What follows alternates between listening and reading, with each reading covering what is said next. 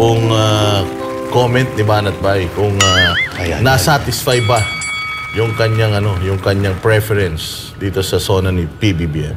Maganda yung sinabi ni Senator Robin Padilla. Yung more on dun sa gawa kesa doon sa salita.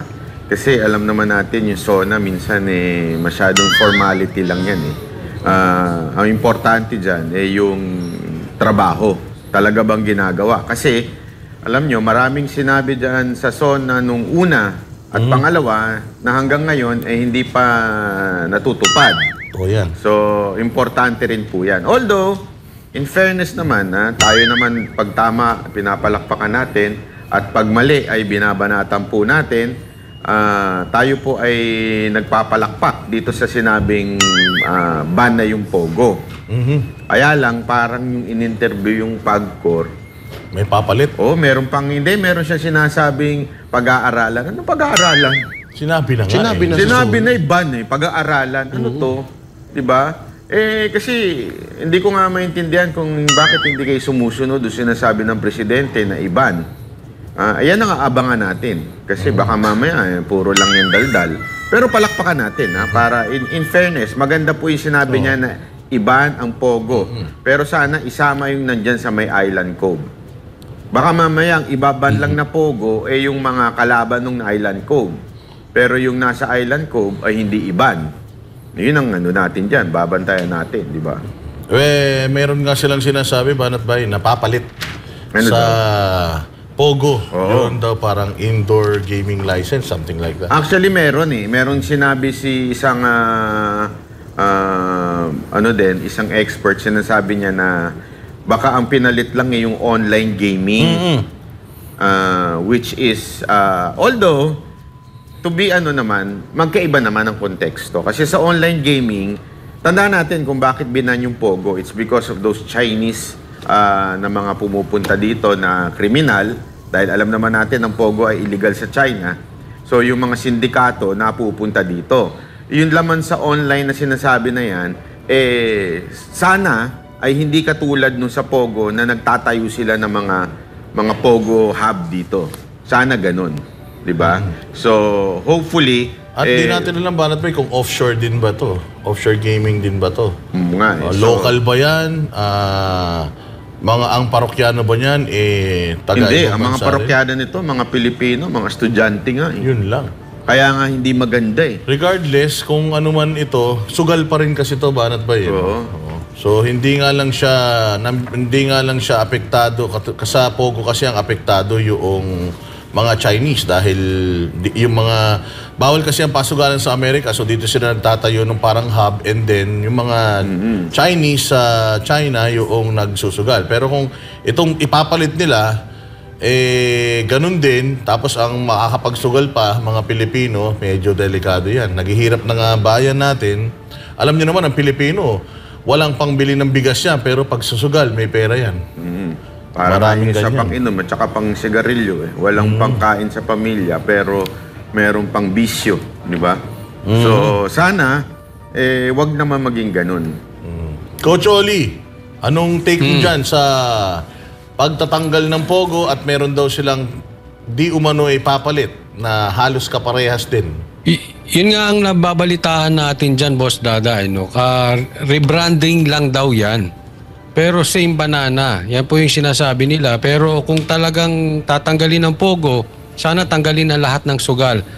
Ang mahirap dito sa Pogo kasi meron pa itong mga kaakibat na mga kasalanan Bukod sa sugal, meron pa itong binabanggit na mga prostitution, may mga torture pa di umano, at sari-sari po mga illegal. Kaya nga pansin natin maraming nire-raid. At kung ano-anong nahuhuli, hindi lang naman sugal. So, sana, kasi kung akong tatanungin nyo dyan, patungkol dyan, ako any form of gambling, ayoko talaga. So, ang stand ko dyan, kung tanggalin na, wag lang rebranding na parang US-based, ginawang EDCA. So, parehas Coach Oli, sabi agad-agad, pero effective sa December pa, sa end of the year. So, ano dating sa'yo no? Nakala ko ba tanggalin na agad-agad? Same nung narinig ko na doon sa mga your days are numbered, di ba? Bilang na ang araw ninyo sa mga smuggler. May naimbestigahan ba isang smuggler? Baka naman meron bang sinisecret lang naimbestiga- nila. Okay. Parang yung driver nung drug haul na secret, hindi na natin alam kung nasaan yung driver. So same to, parang sa akin dito kung makikita natin yung resulta at hindi puro salita, palakpakan yan. Pero kung puro salita yan, ganun pa rin. No? Actually, yun nga Ano bang yun yung sinabi ng mga tao Kasi, di ba, ang ginawa nung SONA, puro numbers. Nagbigay lang ng puro numbers. Even do sa criminality, sa lahat, puro numbers. Pero ang tanong, nararamdaman ba? Yun pati yung sa ekonomiya, kesyo, umuunlad daw. Pero ang tanong, kasi nararamdaman ba ng mga Pilipino? Yun ang importante natin maunawaan, hindi yung data. Kasi puro nga data, puro naman pero hindi naman ito nararamdaman. Sino pong nandito para sa Bureau of Immigration? I'm sorry. Sa BID? Yes. Good morning, Miss Chair. Good morning. Sorry, hindi ko makita yung nameplate ng attorney. I'm Attorney Homer Arellano po from the Bureau of Immigration. Salamat, Attorney Arellano. Nagkondukta po kayo ng raid nitong weekend sa isang subdivision.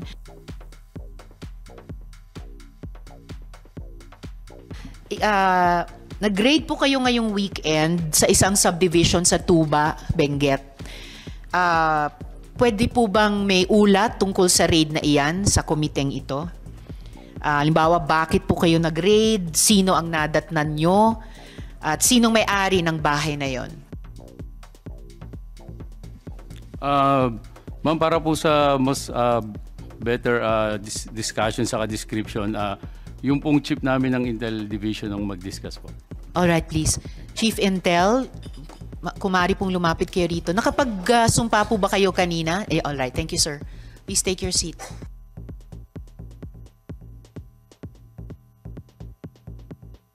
Ano pong buong pangalan nyo, sir? Good morning, Madam Chairperson, Your Honors, and good morning to this committee. Fortunato S. Manahan Jr., Madam Chairperson, Chief of the Intelligence Division. Chief Manahan? Alright, thank you, sir. So, pakiulat sa komite kung yung dahilan ng pag-raid, kung mayroon at anong identity ng mga taong nadatnan doon at yung may-ari ng bahay na iyon. Please proceed.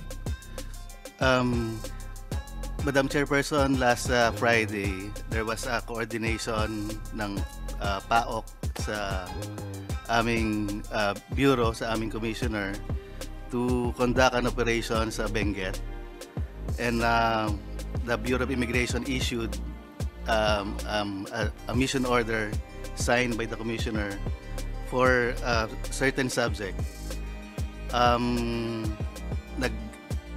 Nag-dispatch po tayo ng team to join the PAOK, and then 2 foreign nationals po ang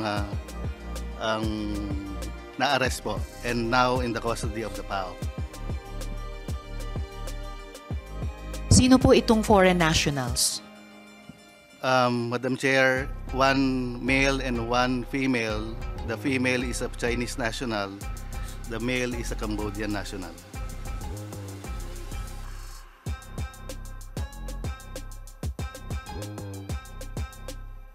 Okay. At ano yung specific na dahilan na nag-raid kayo doon? At ano yung kinalaman nitong dalawang nadatnan ninyo, kinustody ninyo, anong kinalaman nila dun sa dahilan ng pagpaparaid? Madam Chair, the information received through the coordination of PAO, yung target subjects daw ho is involved sa Bamban raid a few months ago. So hindi lamang po involved sa Pogo in general, pero partikular sa Pogo sa Bamban. Ibig pong sabihin mula Bamban, maaring tumakas sila basta excuse me, lumipat sila sa Benguet.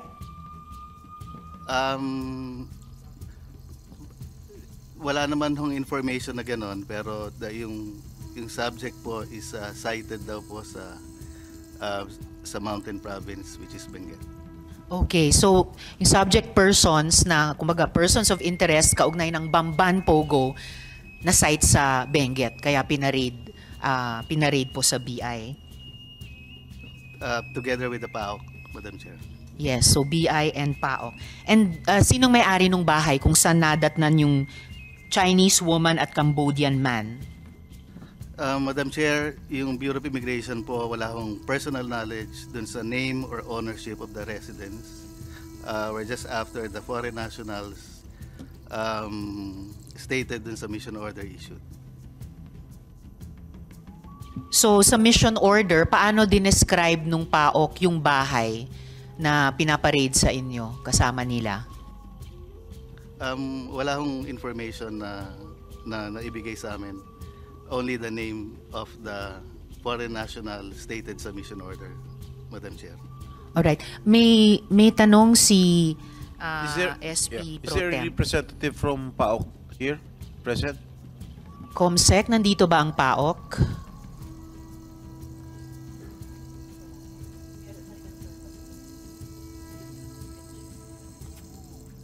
Ibig Alright. sabihin, when you Please proceed. applied for a mission order, hindi nyo in-specify kung kaninong bahay yun i-raid ninyo?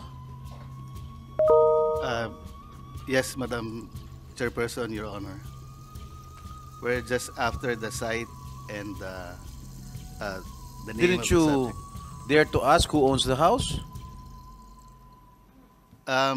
Hindi po. Usually when we conduct operations po, hindi naman ho namin tinatanong kung sino yung owner of the establishment or owner of the house.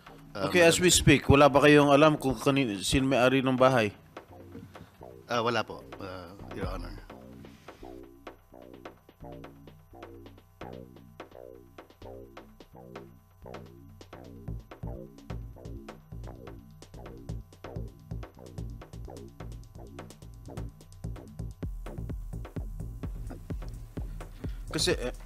Kasi lumalabas kasi may nag-interview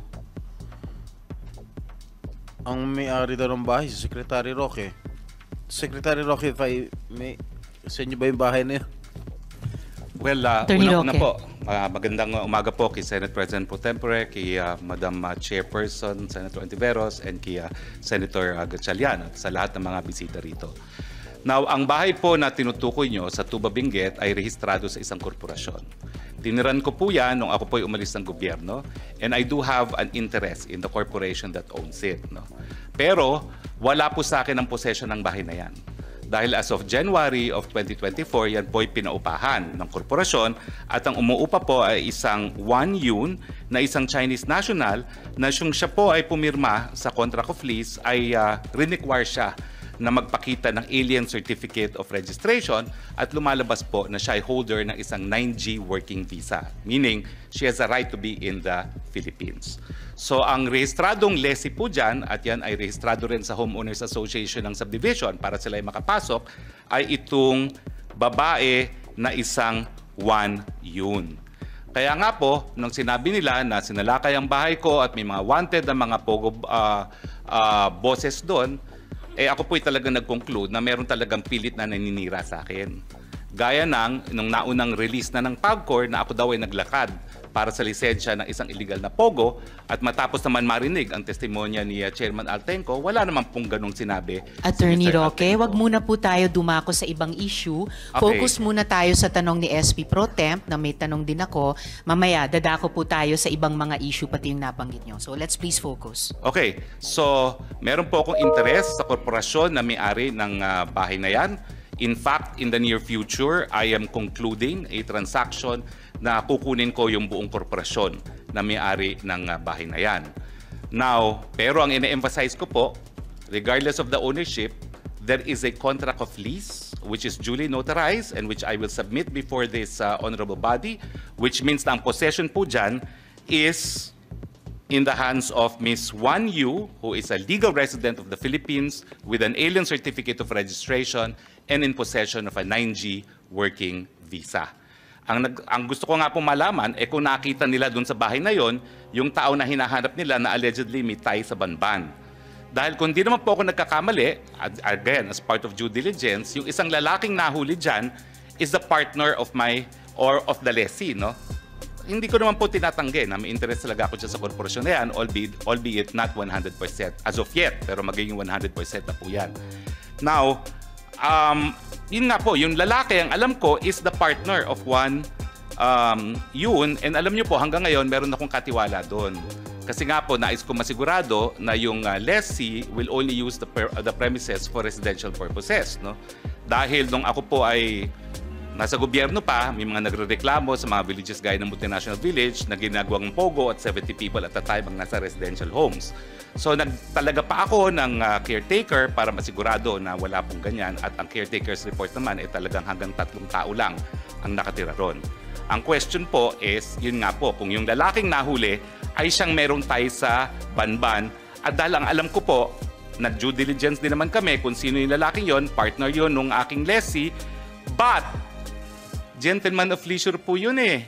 Ang sinasabi nung aking katiwala, hindi naman umaalis ng bahay, golf lang ng golf kasi may golf course po dyan, at nang tinanong namin minsan ano ba ang trabaho niya, sabi niya he is a digital nomad, no? Cryptocurrency, no?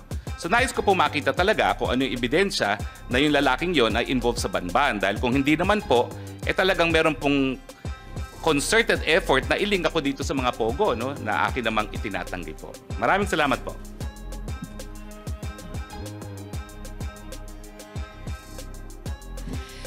Salamat, Attorney Roque and SP Pro Temp.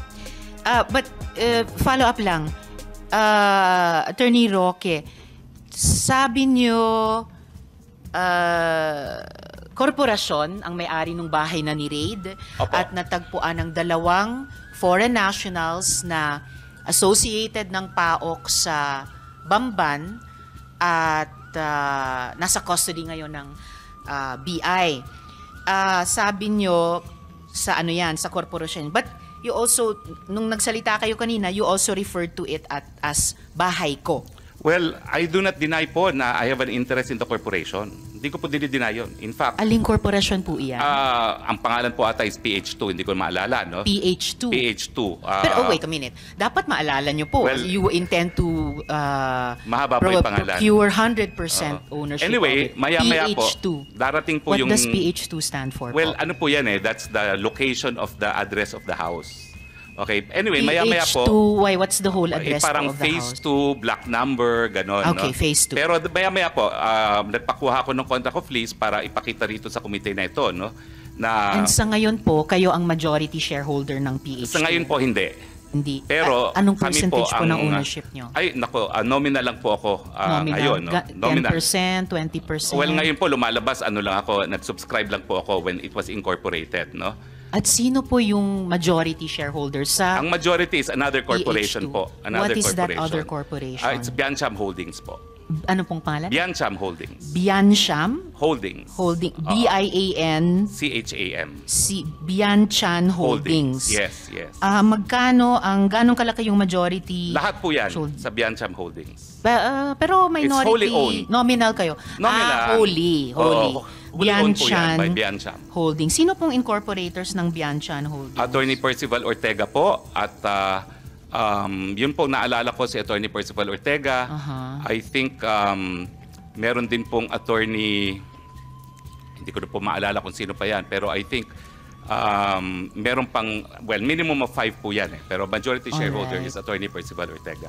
Okay. So majority shareholder si Attorney Percival Ortega para sa Bianchan Holding. There's at least 1 other attorney at 3 pa Yes. for a Opo, total opo. of 5. But okay I confirm that we're in the process of buying into Biancham now. All right. And And we sabi want a nyo nga, controlling interest. you want 100% ba or controlling We will lang? have controlling interest of Biancham po pag natapos na ang mga papeles. All right. Pero nasa Homeowners Association din po kayo ng subdivision. Tama po?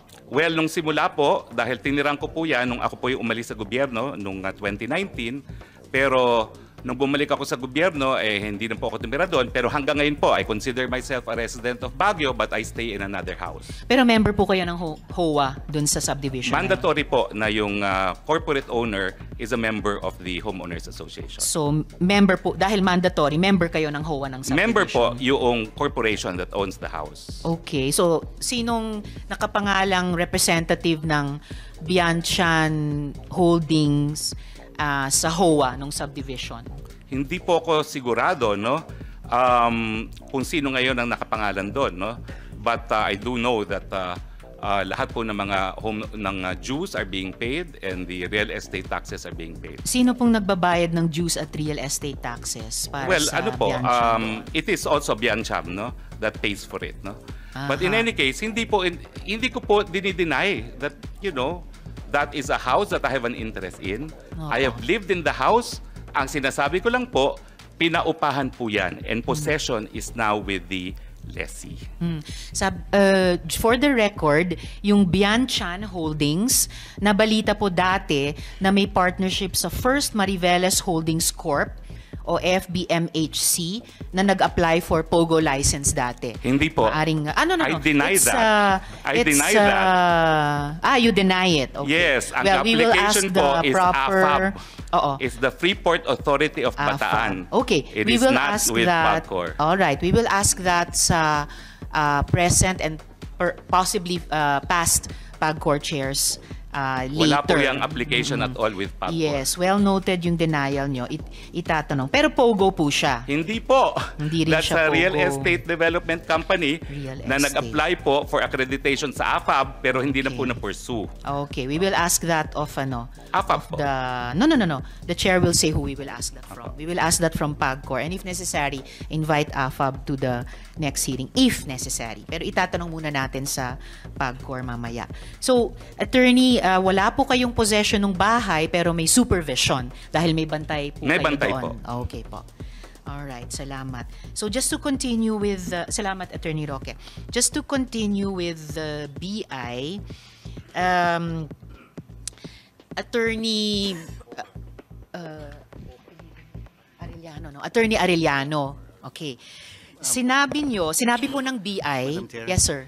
Chief, Yes, sir. Fortunato Manahan po, Chief ng Intel. Oh, I'm so sorry. Yes. Opo. Sorry, sir. Salamat po. Nag-ulat po kayo sa komite namin tungkol sa raid nyo dun sa pinaraid na bahay. Pinaraid po ng PAOK na bahay sa Benguet.